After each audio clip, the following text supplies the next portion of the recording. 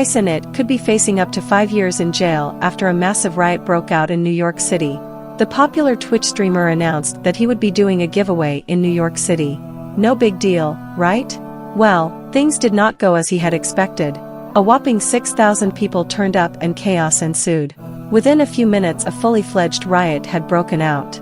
People climbed poles, threw projectiles, fought police, and even vandalized people's cars for some odd reason. As a result of all this, an unknown number of people were hurt, including several officers, and dozens were arrested. A street vendor also claimed that the rioters assaulted him and took all of his products.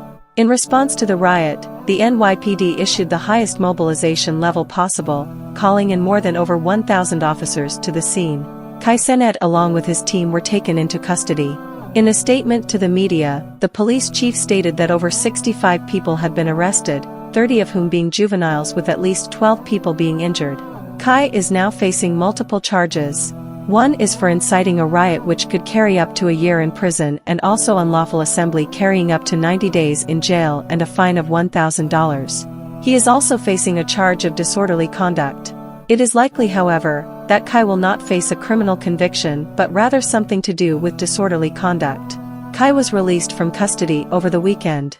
Take a listen to what Peter Frankel, former prosecutor and defense attorney, thinks about these charges. Okay, so we talked about some of those charges. Well, what is it? Maybe just explain first. Misdemeanor, felony, and most importantly, are these charges going to stick? Right, so really important to understand. First of all, NYPD files the initial charges. So apparently they've charged riot, incite to riot, unlawful assembly. The district attorney's office is going to review those charges, and they're going to decide what they think is appropriate here. So Mr. Cenat hasn't even seen a judge yet. He's probably going to go see a judge in the next month, and by that time, the district attorney's office will have decided whether or not the charges that NYPD brought are actually the right ones. Now, we talked to Chief Jeffrey Madry not too long ago, and we just asked about what does it cost from the NYPD having to bring in overtime, bring in so many people to try to control this, the destruction, the damages, all that stuff, and he said they don't even have a number for it yet. So once that comes out, is that more likely to influence the charges and if they stick or not? You know, I think what's really important here to understand is with respect to these charges, every criminal charge has elements, and these elements have to be proven beyond a reasonable doubt. And the common thread with these particular charges that he's charged with is that he had to have intended or just been so recklessly disregard that there would end up being what the statute refers to as tumultuous and violent conduct.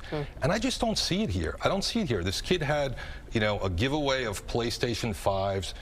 And let's not forget, he's not alone here. He's got a LA-based PR firm that orchestrated this whole thing, and they've done this before, and they didn't think it was a problem. In my view, you know, this is a management problem. His handlers did not make the right call here.